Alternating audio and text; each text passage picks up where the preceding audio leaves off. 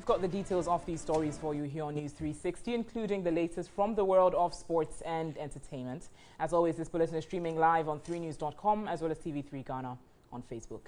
Let's start off with our very first story this evening. The Minister for Roads and Highways has revealed the road fund is empty. As a result, road construction projects that have been halted across the country may remain incomplete. The Roads Minister was answering questions in Parliament.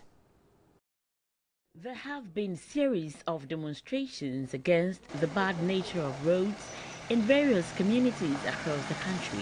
Some have been violent in registering their displeasure.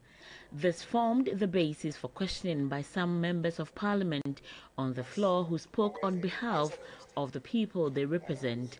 Answering the questions, the minister said all roads financed by the road fund will be difficult to fix. On the average, we receive 80 million Ghana cedis into that fund. And out of the 80 million, 67 million Ghana cedis is used to service the loan at UBA Bank at an interest rate of 30%. So the fund is virtually empty on monthly basis. That is the reason for the delay in payment of all road contracts, which are in currency in our nation. He, however, indicated the ministry is undertaking a comprehensive review of all projects. Mr. Speaker, the overall objective of this review is to achieve value for money on the projects and to ensure that contract payments are adequately covered by the road fund and the consolidated fund. Members also debated on the 2018 budget statement. For the first time in 8 years, government of Ghana was able to issue domestic bonds at a low rate of 19%. Mr. Speaker, for 8 years, the NDC government issued bonds and the minimum they got was 23%. Mr. Speaker, these are records for our friends to refer to. So this government has borrowed to refinance some of your maturing debts. The energy minister, in his contribution, said all street lights are to be on LED to reduce energy consumption. All street lights, there are currently under 500,000 street lights in the nation. We want to increase that to 700, but all of them will be on LED, reducing the consumption by over 40% and reducing the cost thereby. The president, Nana Akufo-Addo, went out and said, this year's budget, electricity tariff will reduce by 25%.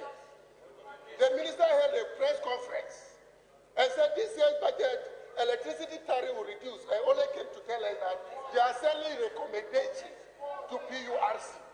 Why should you put PURC in this fixed position? That is why we say you are building strong men and not strong institutions. Other members also made contributions in areas of gender and children. All right, so stay in Parliament. There was drama in Parliament today when a member of Parliament for Takwan Nsem constituency brought in a gas cylinder for analysis in his submission to the debate on the budget statement. The minority was alarmed about the MP's action since the cylinder could have contained liquefied petroleum gas, which could explode. Member of Parliament for Takwan Nsem, George Duka, stoked controversy when he used a gas cylinder in his demonstration of the LPG recycling module. We are to support this call by using this recirculation model, Mr. Speaker. The Deputy Minority Leader, James Kluche Aveji, said his behavior was unparliamentary and questioned how the MP managed to sneak the cylinder into the House. The Majority Leader, however, did not see anything wrong with the action of the MP. The Speaker, again, this is very speculative. The member who is making the allegation doesn't even know what he's talking about. He says that if it contains gas, then it will be injurious to us, without assessing and proving beyond any reasonable doubt that it contains gas. So I don't understand the basis for this interjection. But the minority would not budge. Mr. Speaker, the question is, Why should the security allow a member to bring gas cylinder into the chamber? Mr. Speaker, we should not joke with this. If that cylinder contains a gas and that can be used to spread here, Mr. Speaker, I think that you should, Mr. Speaker, if that gas cylinder should be removed immediately from the chamber. My candid view is that the gas cylinder, if it has gas in it, is extremely dangerous. Even as an empty can, it is still dangerous because it can be used as an offensive weapon. And for that matter, our security ought not have permitted the can to be brought into the chamber. Honourable members, it has been used for whatever purpose it is. I direct that the Marshal shall remove the cylinder from the chamber to prevent the danger. With respect, even this mace, to the extent that it has a very pointed edge, could be an offensive weapon.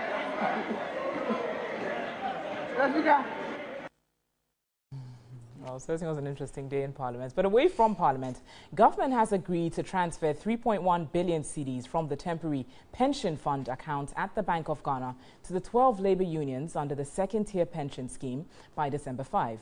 It made the conclusion after holding a one-month meeting with the leadership of the 12 labour unions, also known as the Forum on the second-tier pension scheme. Government reached the agreement after meeting with the leadership of the 12 labour unions in Accra.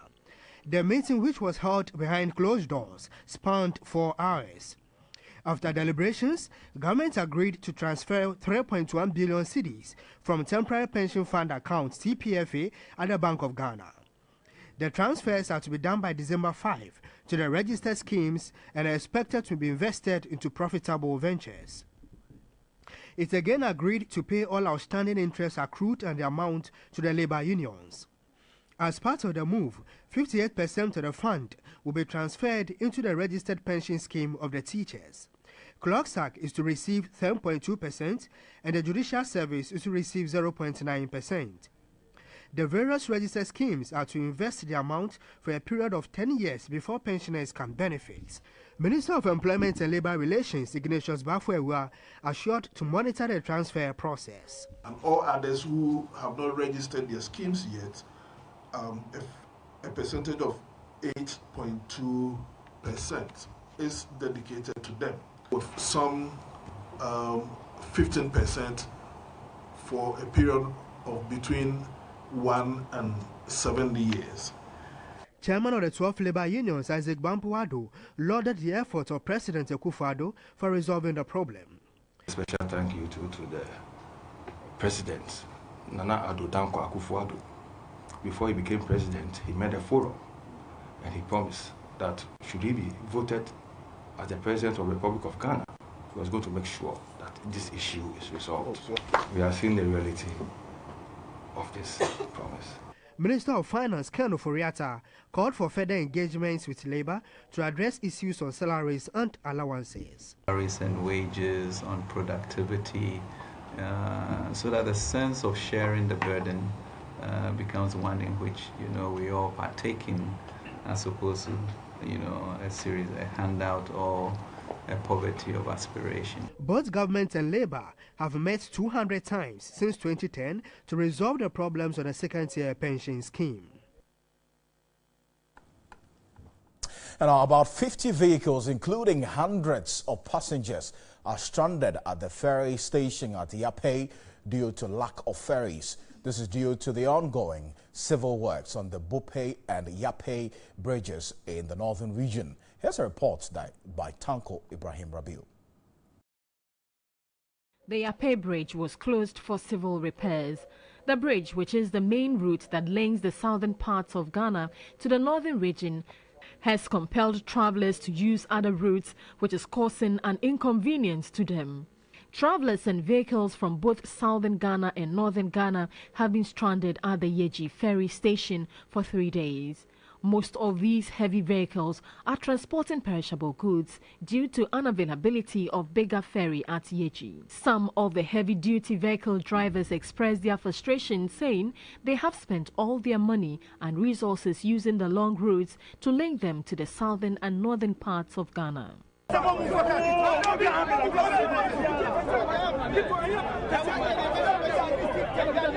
One of the officials of the ferry station apologized to the affected persons and assured them of bigger ferries in the coming days. Meanwhile, work is ongoing on the Yape Bridge to put vehicles and travelers back on the road. All right, so this situation is causing some amount of frustration for hundreds of passengers and drivers there, as you saw on the screens. Dinah Seade is the public relations officer of the Ghana Highways Authority, and she joins me in the studio. Diana, good evening to you. It's good to have you. You saw it right there. They're frustrated. How did it get to this point? Well, that's where we are. We've tried everything since March, and in May we carried another announcement, education on restricting the axle configuration to 20 tons because we anticipated and we don't want to get to where we are now. Yeah, but if you did anticipate this situation we saw on television should not be there. This is what happened. Our men were harassed at the bridges. The axle weighing van were nearly vandalized. The regulation we gave were flaunted. People crossed the bridges, overloading. We had plans, long-term plans and short-term plans for the bridges so that we don't get here. All we needed is compliance to the 20 tons. I was here over the 20 ton situation. So if we are here, it's because somebody didn't do something right. And I can tell you, it is not us, the engineers. We have anticipated. That is why we brought the 20 ton restriction, load restriction. So let me find out this. You had a 20 ton load restriction. Yeah. The people did not adhere to it. Yes. And they were made to go scot-free. And now you are confronted with a situation, you are blaming them for breaking the law. When you saw them breaking the law, you did not do anything to them. Did you punish any of them? Let's not say this. I keep saying in the vacuum. The people that were put at post are human beings. When you are accosted in the middle of the night with strong men and stuff, look, there are times that you need to stay alive, maybe to continue your work or save yourself. So they have to excuse themselves most of the time because these people have a strategy of attacking them when they couldn't be helped for them. So you didn't have enough men there? There were enough men. Our engineers were on site. When we talked about the load restriction, it's because we anticipated that when we don't manage the situation, we will get here. All we needed from the public, the commercial vehicle system, is to just comply as we put in measures to build a new bridge and also work still at this whilst, you know, they are building the new bridge. They still use this one. So the engineers and your men could not have them comply with the 20 ton load because of fear of their lives. No. When they break the law, they would attack them. And so look, at a point, the police were called in. And what happened? Yes. It came to a time that they thought that, I mean, the recklessness was getting out of hand because we were not at war. This is for our safety, the economy of this country. So if they should come to work and you are having this harassment from people, you understand? They try, even initially, were asking us, then let's close it. But we said we were all looking at this situation at that time. If we close it, we will get here. And then they did not listen. So we are here. We all want to pretend because the media is there with them. You are projecting this thing. Do you understand? It's bad press for us, but that comes with development. You have the insolent and the modest arm of it most of the time. So we are just up to save the situation. If citizens have to sacrifice to get this done, that's what. So what are you doing about the situation now? Right now we've provided alternative routes which have been in the media over the time. We are working with the GPRTU, which we even started earlier, to put buses at both ends of the two bridges. So we could have, human traffic using the bridge. So a bus maybe pick you from one place to the other. So when you cross, another one picks you. So this thing is not really that bad when we all just come together and work at it. Do you have enough life jackets on that particular ferry? We have been working with the institutions there to see if we can increase it. But currently there's not much. There is much. There is much. Okay. No, but if there is much, why do you want to? Why are you advocating for an increase? If it's because that is what we do. We anticipate, we project. There are derivatives we are working with, and that is where we know that we will come back to this situation about life jackets if we are not prepared. So we are covering up for that. We want to put enough so that we don't get at that point where the issue of life jacket also become a bad press. So how long is this repair work going to take finally? Tentatively, we hope and we estimating at 4 weeks. 4 weeks? 4 weeks. That's 1 month? 1 month. All other things being equal? Yes, all other things being equal. Diana, thank you for your time. Thank you for having me. I'm grateful for making time to join us. So that's the response for the aggrieved drivers who were there. Diana Seade is the Public Relations Officer of the Ghana Highways Authority, responding to some concerns. But away from that, let's go to Ankerfo, because nurses at the Ankerfo Psychiatric Hospital in the Central Region have accused the Chief Executive Officer of the Mental Health Authority, Dr. Kwesi Osei, for not doing much to resolve the impasse at the hospital. They further accused him of taking sides, making it difficult to trust him as a mediator in solving the problem. This comes after nurses rejected an apology from their embattled director, Dr. Eugene Dodoi, but responding to the allegations in a telephone interview earlier on, Dr. Kwesi Osei denied the allegation of him taking sides and entreated the nurses to be patient. Which he's been trying to institute, which have been resented on one hand. On the other is his approach. Whichever way, the ministry, we have all come in, the ministry has come in, expressed its eagerness to resolve matters, and the minister has invited them to come on Tuesday. So the minister will obviously take all those into consideration, including the committee's report.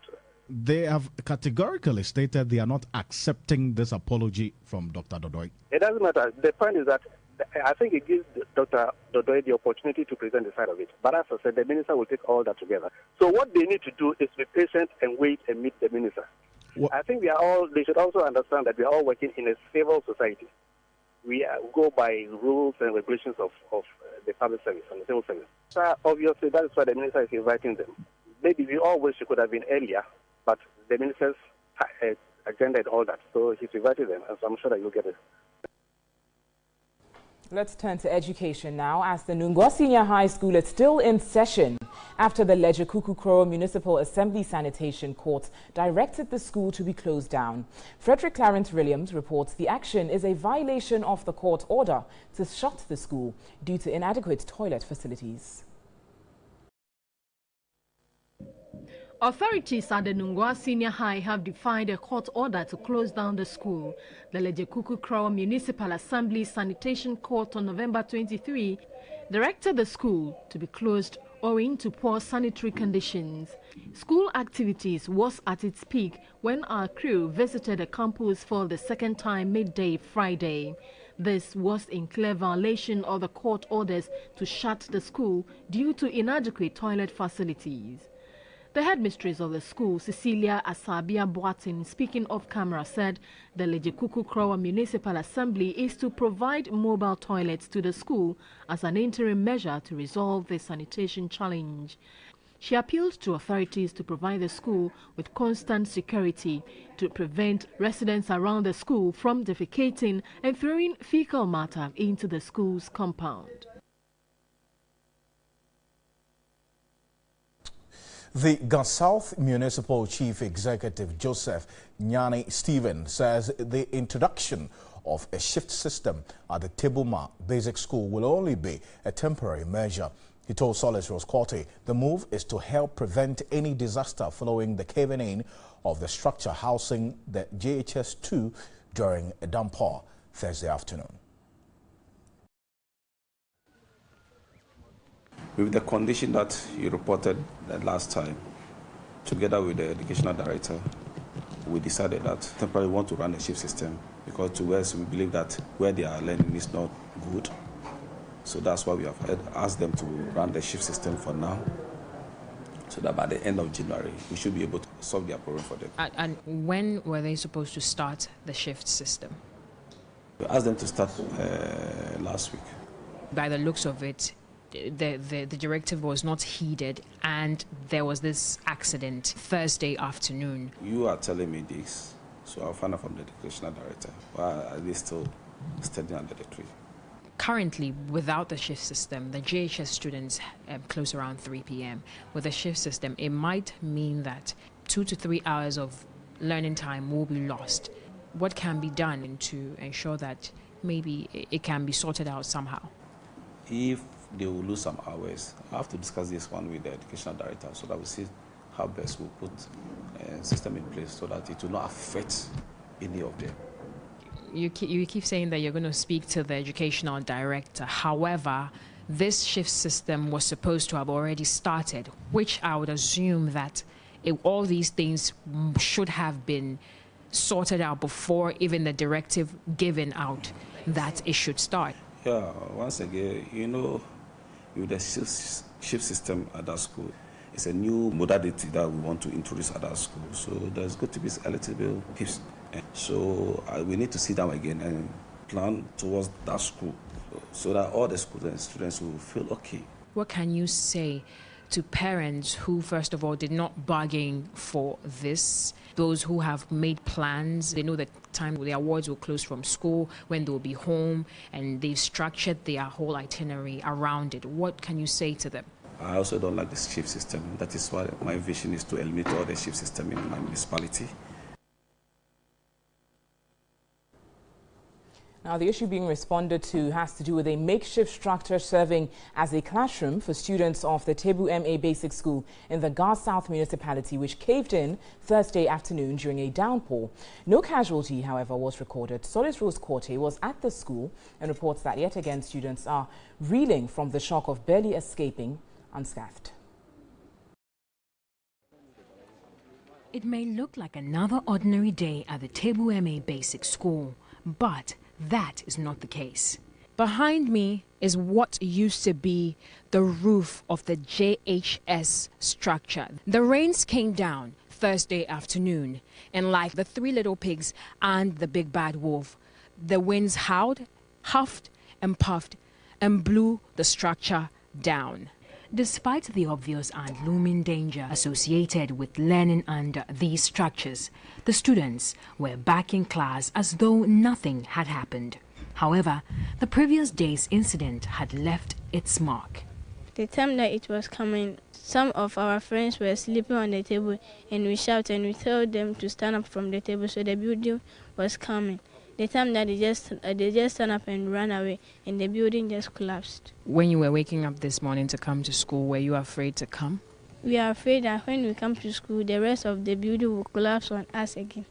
Some students shared their thoughts on the proposed shift system, which will lead to the entire student population utilizing the primary school buildings in batches while abandoning the huts completely. Yeah, we like it. It is good for us. Why? Because when we are sitting under this building, it is not good for us. We don't feel comfortable under it. It is also worth noting that an ideal closing time for these students is 2:30 for the primary and 3 p.m. for the JHS. If the shift system is to be enforced, it would cut down learning time by about 2.5 to 3 hours. Yeah. Would it be convenient for you as students? No. We learned 6 periods a day. So when you come in the afternoon, I'm not sure this 6 period we can handle them a day. So it will affect us. When you look at what happened yesterday, like if not by the grace of God, some of us, we will die. Had the rains come down about 30 to 45 minutes earlier than it did, the story might have been different. I might have been standing here probably using words such as grave, tragedy, injury, or at worst, death. Is the shift system the solution to the problems plaguing this particular school? Solace Rose Quarty, TV3, Wager.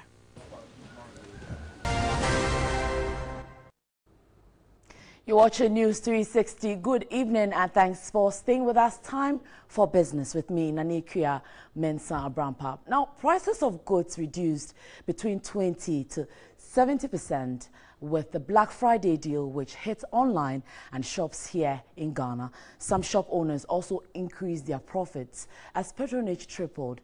As at midday, the business desk looks at how Black Friday turned out in the capital.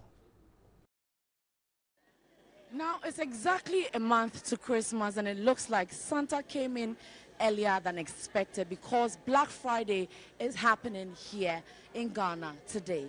Well, it has been displayed in front of most of the shops here at the Accra Mall, 50% cut in some selected items.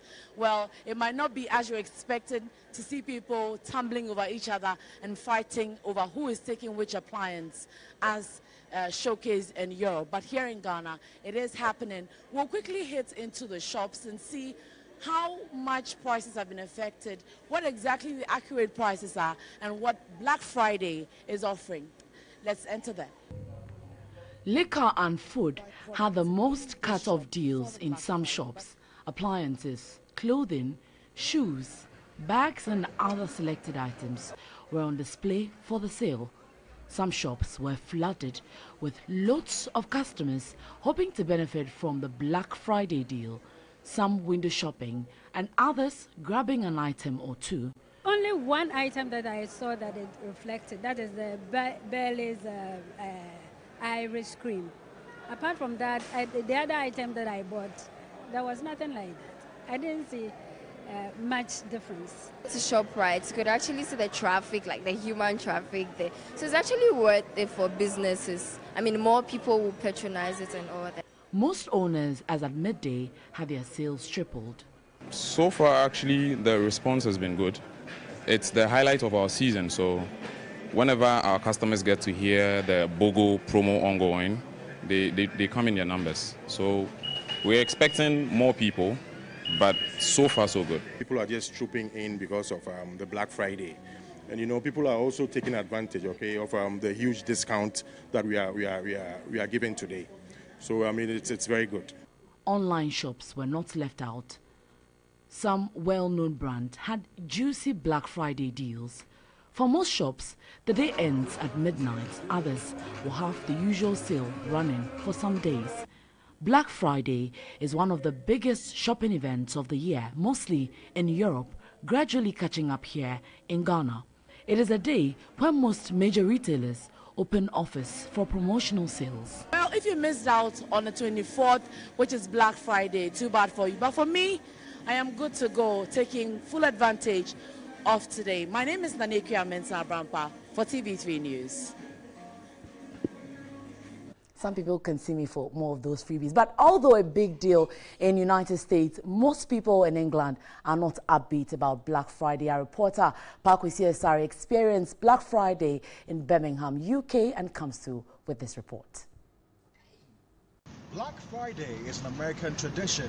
It happens on the day after Thanksgiving service. Retailers offer huge discounts ahead of the Christmas shopping season. A few years ago, British retailers decided to join in the act. Experts predict a record-breaking day. In previous years, shoppers have literally fought over bargains. Websites have crashed and distribution centers have struggled to cope with a tsunami of orders. Here in Birmingham, shops like Zara and the Next are offering between 20 to 70% discounts on their sales. But do shoppers really get what they want? That's the question I posed to some Ghanaian students. Yes, it's possible to get good deals, but it's also possible at the same time to be tricked into thinking you're getting good deals, because once you see something like 70% off or 50% off, you immediately think, ooh, I am going to get that 70%. Reporting from the streets of Birmingham, Pakwesi Asare for TV3. Right, so remember it's running till midnight. You can take advantage if you haven't yet, and some shops will also continue till Sunday. But enough of Black Friday, let's move on. And MTN has organized a lecture on media digitization here in Accra. The initiative by the leading telecommunications network in the country seeks to build the capacity of media owners to maximize the opportunities presented by integration of digital channels. The integration of media channels has changed the way information is searched, published, shared and consumed. The emergence of social media platforms has also made news reporting more fun and interactive. Additionally, there are shifts in the media landscape, with a lot of media consumers accessing news on their mobile phones. According to MTN Ghana, internet penetration in the country is pegged at 28.4%. 62% of internet users are aged between 18 and 24. Mobile phone penetration in the country is also pegged at 77.58%. While ownership of smartphones dominates all age brackets, 64% of Ghana's population use mobile phones to access the internet. It has therefore become imperative for media companies to be innovative and explore the opportunities the digital age presents. There are lots of opportunities that journalists can use, print journalists can use to increase their subscriber base. There's a need for them to adapt to new business models, as journalists in the Western world are also doing, to ensure that many people continue to read newspapers. Senior Manager Corporate Communications, MTN Ghana, Georgina Asari Fiagbenu, called on media owners to collaborate with MTN to fully maximize the possibilities and opportunities presented. MTN has a solid network. We've invested a lot in our 4G infrastructure, which gives people the opportunity to download information, to be able to uptake information, to open videos, open audios. And we think that the print journalists can also use the opportunity of integration and convergence. The acting president of the Private Newspaper Publishers Association of Ghana, Printpag, Kenteman Soa, lauded MTN Ghana for the initiative and urged print media owners to digitalize their content. Code of Ethics for Printpag was also launched. The Code of Ethics of Printpag duly launched. And Kasapreko Company Limited has unveiled popular dancehall musician Shatta Wale as brand ambassador for its Storm Energy drink at a ceremony here in Accra. And according to the managing director, Richard Ejay, the musician embodies key attributes of the drink such as passion, originality, innovation, and creativity. Storm Energy Drink, the latest product by internationally acclaimed beverage producing company Kasapreko, was introduced onto the Ghanaian market in April 2016. The drink is manufactured locally under the strictest quality, just like other Kasapreko drinks.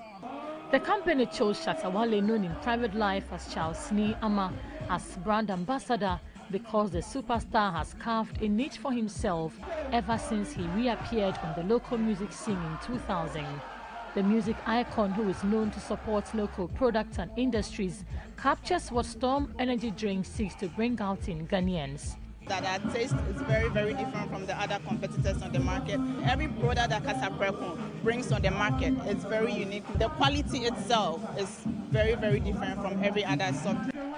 At a ceremony to unveil the award-winning music icon, the managing director of Kasapreko Company Limited, Richard Ejay, said with Shatta Wale as a brand ambassador, patrons will enjoy positive power, energy and pleasure. Shatta Wale was appreciative of the brand ambassadorial role conferred on him by the company. I'm Shatta Wale, and I support Storm Energy Drink because I feel say it be from Ghana, it be my thing. I want to make Donald Trump drink Storm Energy Drink from America. Winners of the Shatta Wale Storm Energy Drink Challenge were rewarded. Fans also enjoyed samples of Storm Energy Drink. The Storm Energy Drink ambassador did not disappoint fans and music enthusiasts. He thrilled them with some of his hit songs.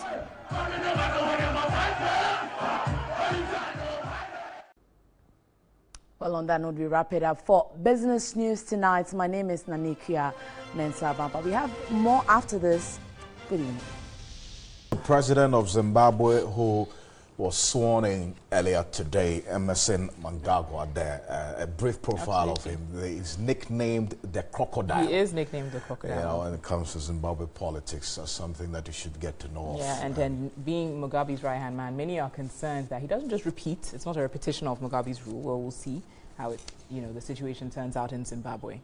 Absolutely, yeah. And they were keeping a keen eye on developments in Zimbabwe in the coming days. But Yemi Alade, you know her? I do. Great singer. Yeah, the only time I remember singing her song, Where Is My Johnny? Yeah. Yeah, she's in Ghana promoting her song. Also, I caught up with her together with Solace Rose Corte to speak with her about the whole promotion in Ghana. The question should be, we have more females in the industry. How does it feel? I'm not even going to ask anything about Nigeria Jollof or Ghana Jollof. Yeah. I have the answer. Ghana Jollof any day, every day, all day. And I'll be like, Nigerian Jollof every day, all day. And then we kiss and we hug and move on. There isn't a war out here anytime soon, y'all.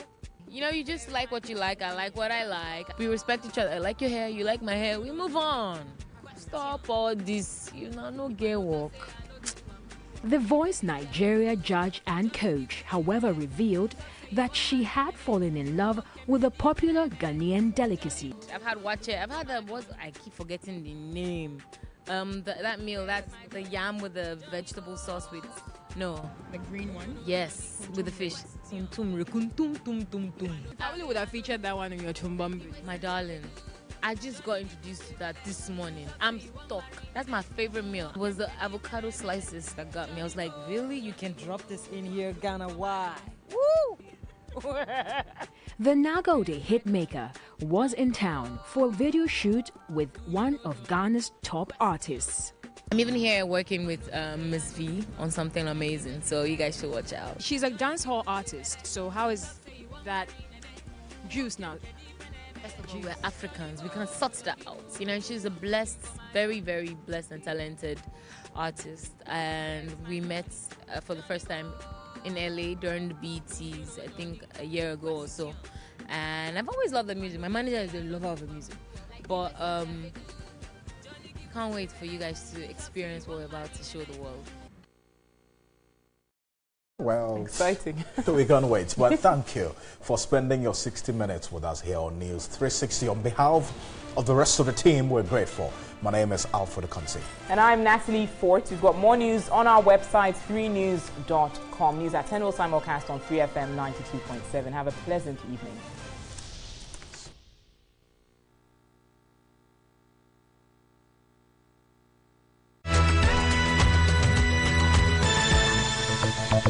La